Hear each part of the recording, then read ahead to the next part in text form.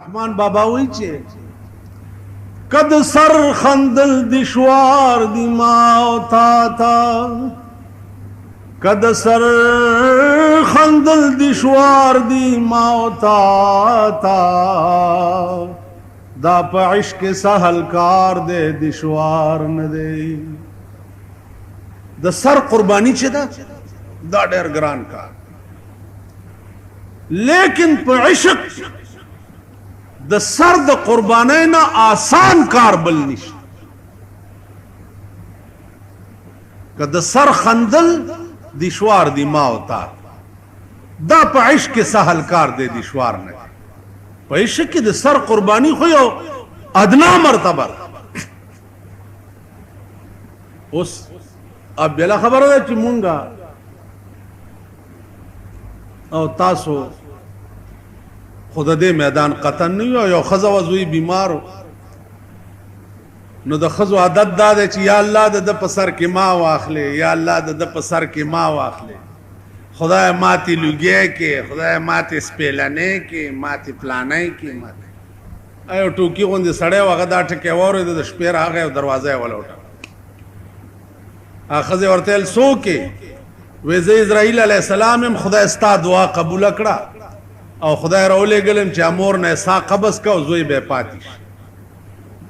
وې خدانو اسرائیل خدای ته وای چې روغ او ناروغه ګورا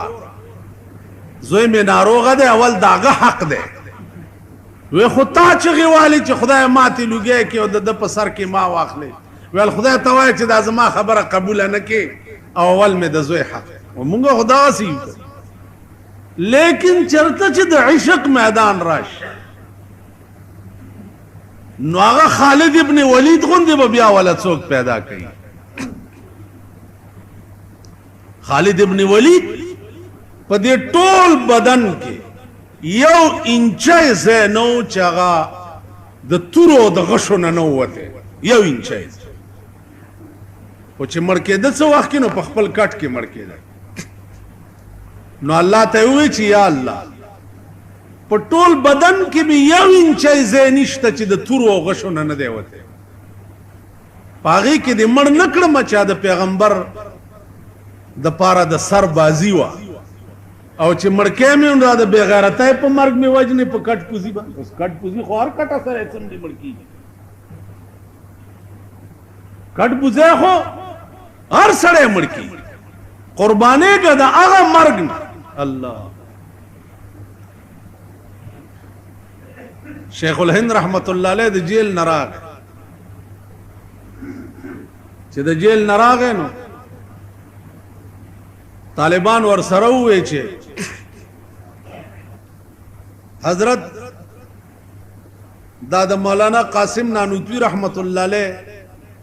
په خوا کې زیاده کته وفات شو نو دغه ځای کې بده ښه مولانا ورته وی چې ہاں جگہ تو بہت اچھی ہے لیکن مجھے پسند نہیں حقیقی ولی وی چې میں وہ موت نہیں چاہتا کہ میرے لاش کو اکٹھا دفن کر دیا جائے میں اس موت کا شائق نہیں میں وہ موت چاہتا ہوں کہ سر کہاں ہو ہاتھ کہاں ہو پاؤں کہاں ہو اور بدن کہاں زاغه مرګ نه غواړم چې زما ټول بدن په کپن کې توکیو په یو ځای کې خخ کی زاغه مرګ غواړم چې سر مې یو ځای پروتي خپې مې بل ځای پرتی او تنه مې بل ځای پرتی او دانچه مې بل ځای پرتی مرګ خدغه مرګ دا په یو ځای خخېده دا خار څوک مړ نو عزیزانو عرض میں داو چې د عشق مقام دا دی چې هغه کې د سر بازی لا گول په میدان کې دا یو ادنا خبره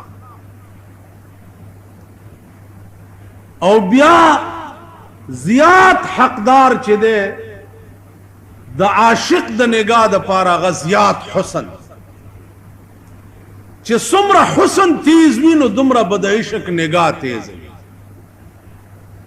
نو اندازه وکړئ چې صبغة الله ومن احسن من الله صبغه دا الله نه زیات خستا په دې کائنات او په دنیا کې بل څوک به پیدا شي بیا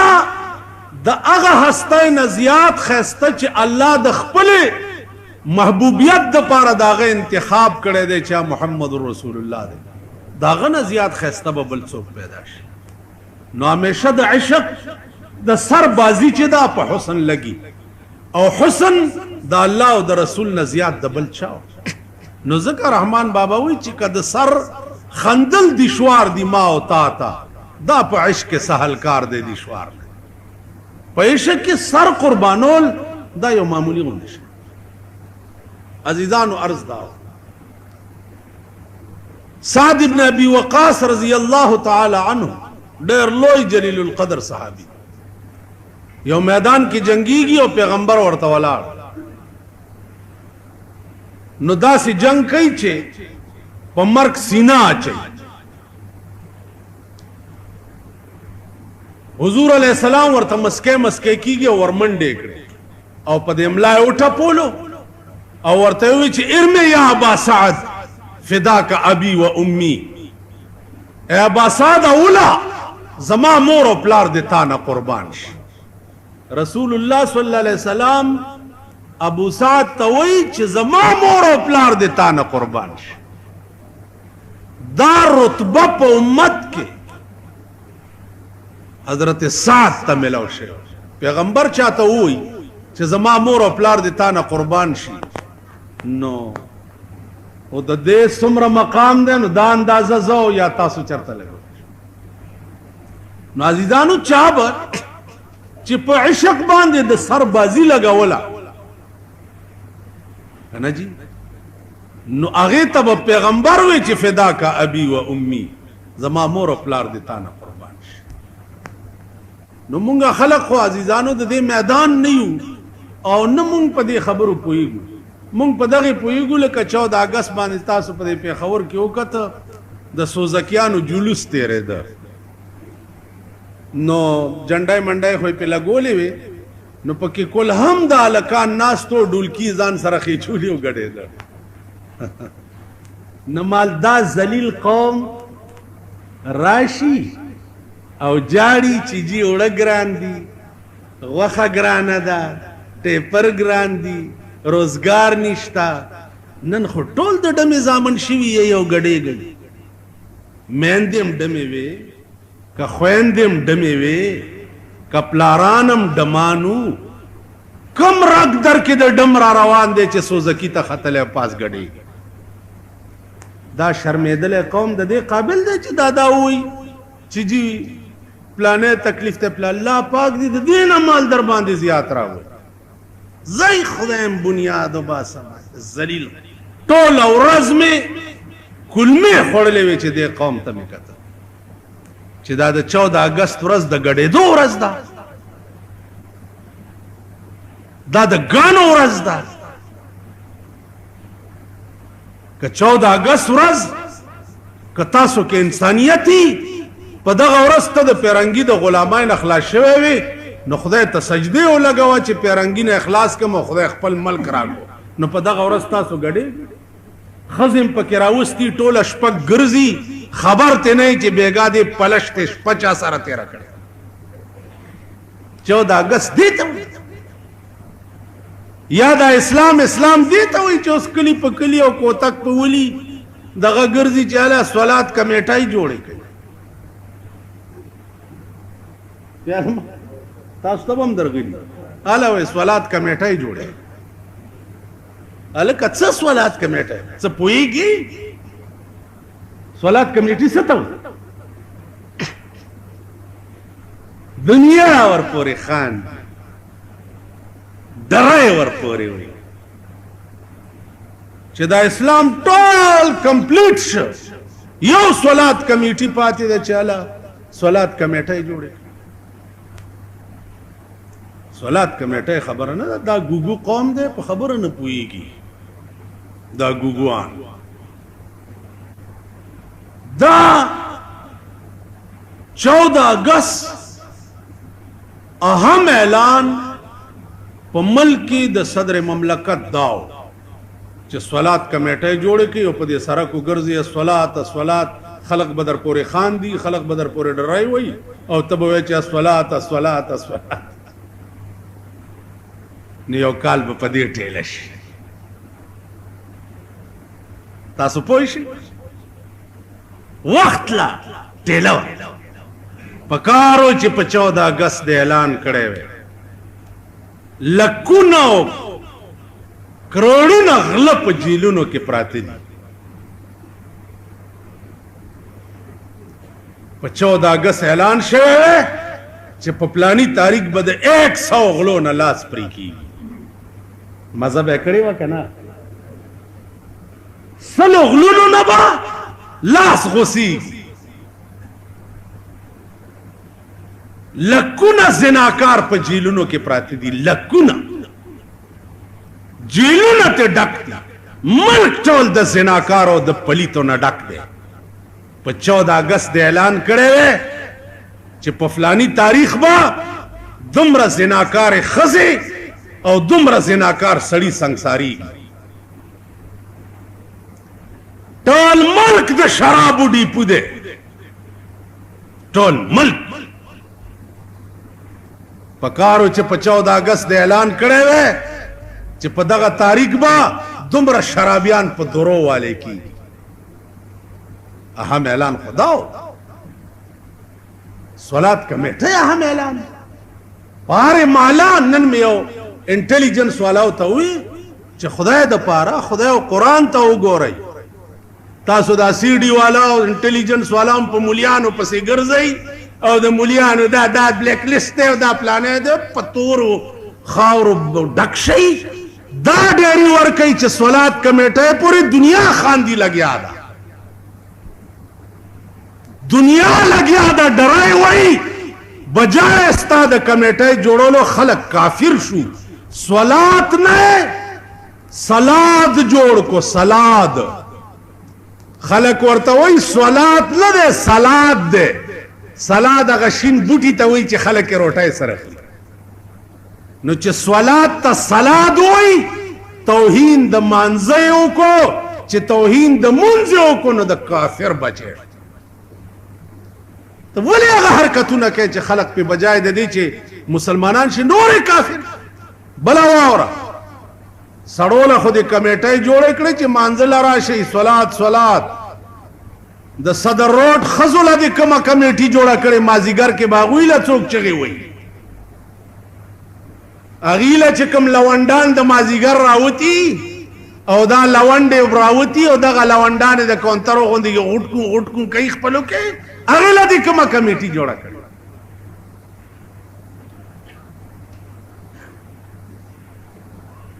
د امریکې د جینکو بربند فوټوان دي چې په ملک کې شایع کول او ټوله شپه ورته دي پاکستانیانو کمسلورونه کړې وه ټوله شپه تر 12 او 1 بجې پورې به ورته نه دلته ډېر دي زمونږ د بالامړی کې دا د ګوګوشته کې زامن ډېر زیات ټوله شپه به ورته نه بېګا یاره اولمپیک بېګا تسپې مړی منځونه هم کوي او ټوله شپه اولمپیکونو ته به ناست دغه نه دې کومه کمیټه جوړه کړې دا شرمېدلی ملک دا په شرمونو دار یعنی هر حرکت داسې دی چې خلق ورپورې هر بیا دا کوم مولا دا مشوره درکړې که د شورا ممبر دا مشوره درکړي نو خو ستا طالع بل شب د بادشاه د کوره تور باټینګن راووته نو مولا دو پیازه د بادشاه وزیرو مولا دو پیازه څه نام یې و ټول وایي لکه دا د شورا ممبران مولا دو پیازه ګان چې دي مولا دو پیازه یې وزیرو نو بادشاه وی چې مولا دو پیازه صاحب دا تور باټینګن خو ډېر ښه شی وی صاحب دا دومره ښه شی دی چې د سبزیانو بادشاه تاج په سر دی تور باټینګن پاس هغه ډنډای غوندي وې صاحب تم بادشاہ تاج دې په سر دې او دا تور باټینګړم د سبزیانو بادشاہ دې تاج په سر وې ها آرډر یو کو چې سبا بیا پاخه کړ سبا بیا تور باټینګړ پاخه چې بیا د بادشاہ د کور راوته وې مولا د پیازه صاحب دا تور باټینګړ خو ډېر خراب شه ده وې صاحب وې دا تور باټینګړ خو ډېر خراب شه ده وې صاحب کدا تور باټینګړ خشه وې نو د سرمن بد چندخ پشان نه وې دا دمر منحوسه سبزی ده د سرمن ته وګوره لکه دار په شکل چندخ چې ده د سرمن او د تور باټینګړ یو بادشاہ رونی و د لاس نه ویل وجنم دی والله کدی پرید پروندے تاج ور په سر کو تور باټینګړ تا او نن دي تی چندخ جوړ ویل بادشاہ قبله عالم ز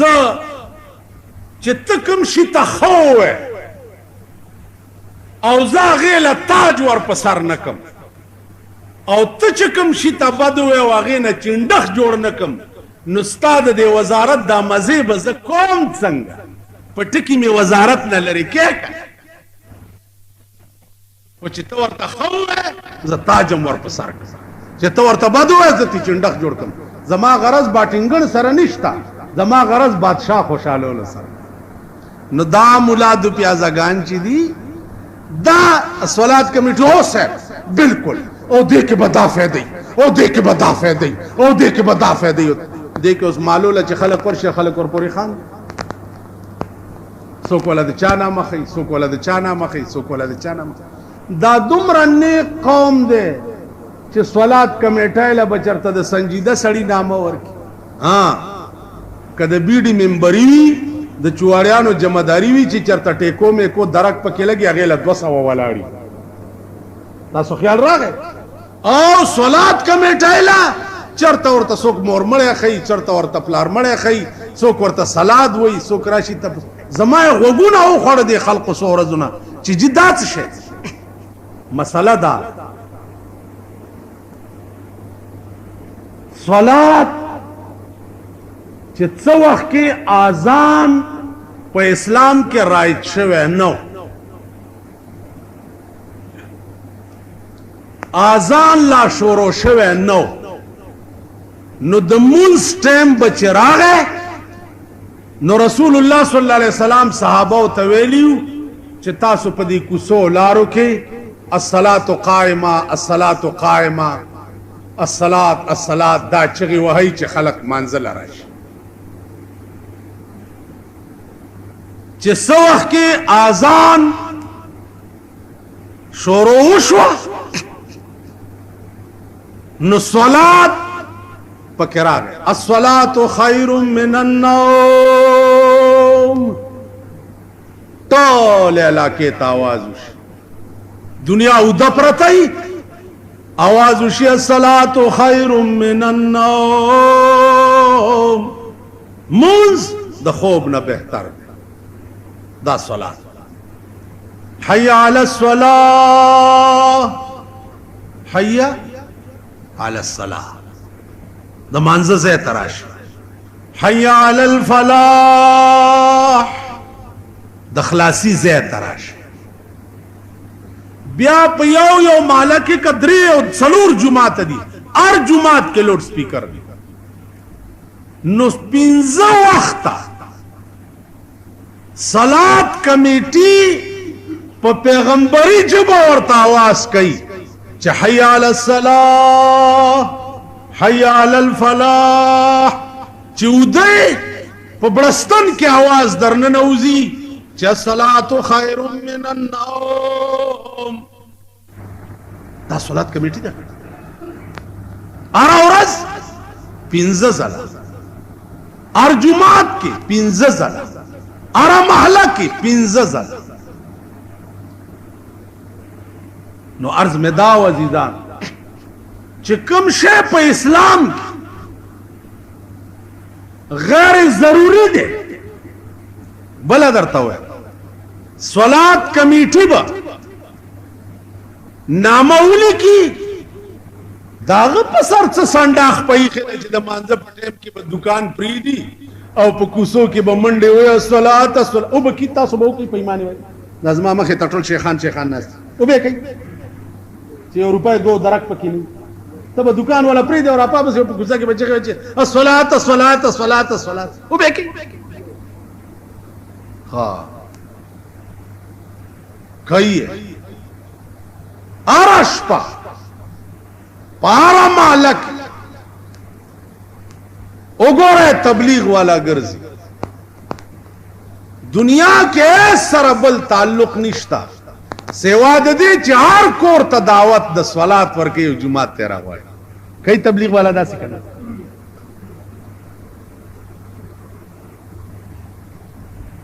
اره محلک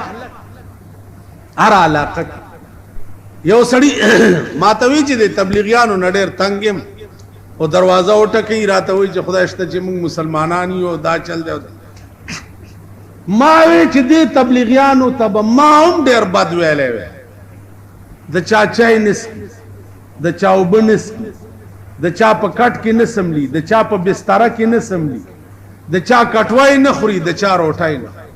جمعه ته دراشي خپل روټای خپل کټوای خپل بستر او د خدای د دین دعوت تعالی درکې دا اتمام حجت کیږي اتمام حجت دې توای چې ته سبا دا ګیلونه کې چې الله ز جمعه تنوم تله خبر نوم چې اسلام څه شه دی یا دین څه شه دی یا مون څه شه نو الله د تبلیغ والاو په شکل کې ستا کور ته سړی درولېګل او دروازه درته وټکولا او ته رويسته بادل ناخاستا داغي بیان تا واورید پوه شوې چې دینم څه شه دی الته شیطان در باندې سور جمعه تلانړي نو اتمام حجت شو تب سبا د خدای په مخ کې وې څنګه چې مال څوک راغلی نو چې ماته ویلې په دې خبره پوهیږي اتمام حجت کیږي لګیا نو ماوی چې دا اتمام حجت کیږي چې دین لارو تا کوسو تا کورونو تا درغ کور تا درغ بیا دا لوډ سپیکرې لګېدلې دي کور ته आवाज دروړو کور چې سبا داونه وای چې زه خبر نه هغه ډېری چې کوم ستا په غاړه کې به پرتای پاغي کې به دا ټول لیک هغه سلور کسه چې ستا په وګو ناشتي قران کې ورته کرامن کاتبین وي هغه سلور عرب په قیامت کې پتا گواہی ستا د زندګۍ هر ادا او هر حرکت نوٹ کیږي اتوماتیک مشین لګېدلې ده ته خبر هم نه یار څه دې ټیپ کیږي هر څه سترګې غړول ټیپ کیږي اورېدل ټیپ کیږي ګرځېدل ټیپ کیږي خبرې ټیپ کیږي دا اتوماتیک مشینونه په دې وګو پراته دي او هغه لګیا دي کار